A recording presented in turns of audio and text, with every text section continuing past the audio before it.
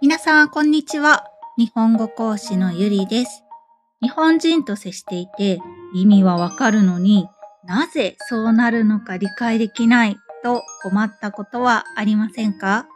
この5分ジャパニーズリスニングプラクティスでは言葉や行動の背景にある日本人にとっての当たり前や価値観を皆さんと一緒に紐解いていきます。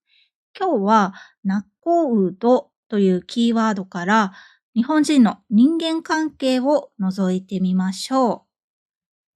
う。さて、最初に質問ですが、皆さんの国では結婚式で新郎新婦の次に大切な役割をする人は誰でしょうか？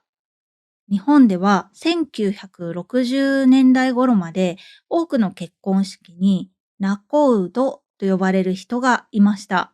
仲人は家と家の釣り合いを考えて婚姻を成立させるために両家の間を一生懸命走り回る人というような意味が込められています。当時の若者にとっては仲人はもう一人の親、いわば仮の親のような存在として、人生の大きな決断を支えてくれるような人だったわけですね。戦後から少しずつ形は変わり始めていたんですが、1960年代頃まではまだその存在感は強くて、たとえ二人がね、恋愛結婚であっても、わざわざ会社の上司に頼むのが一般的だったそうなんです。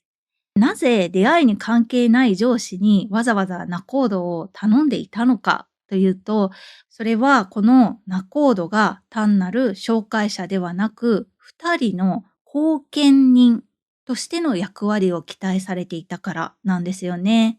この後見人というのは、まだ未熟な二人を後ろから見守って、人生の相談に乗ったりとか、支えたりしてくれる人のことなんですね。当時の日本人にとっては、結婚は二人だけで始めるものではなくて、信頼できる、そういう目上のサポーターを立てて、社会的に認めてもらうという儀式だったんですよね。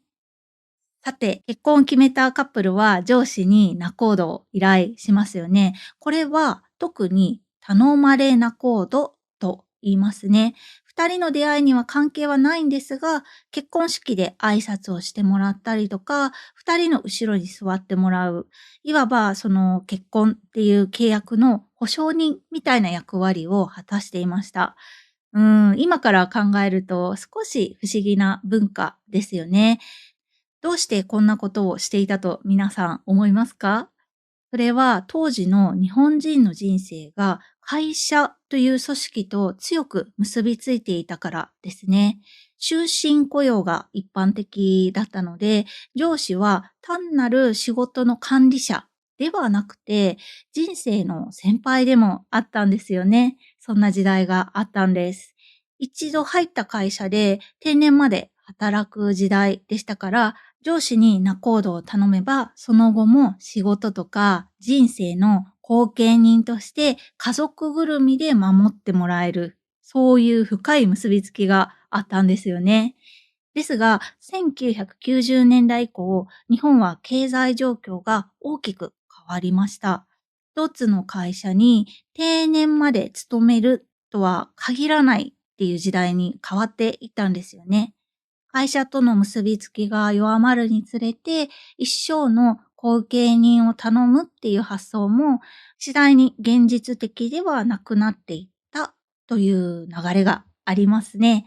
今では日本の結婚式で昔の意味での仲人とか、あるいは頼まれ仲人とか、そういうのを見かけることはほぼないですね。ただ、これは完全に消えたわけではないと思います。私の経験で言うと、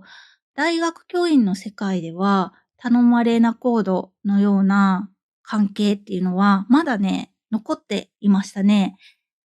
大学教員は少し特殊な世界かもしれないですが、それに限らず、組織の結びつきが強い場所では、今でもこういう文化が続いているところもあるのかもしれないですね。さて、今日は日本の結婚式から消えた仲人とという存在についてお話ししました。皆さんの国では結婚後も公式な立場で見守ってくれる人はいますか？今は日本は結婚を2人だけで決めるのが当たり前の時代になってきました。ですが、こうした見守ってくれる大人がいた時代を皆さんはどう思いますか？よければコメントで考えを教えてください。それではまた次のエピソードでお会いしましょう。バイバーイ。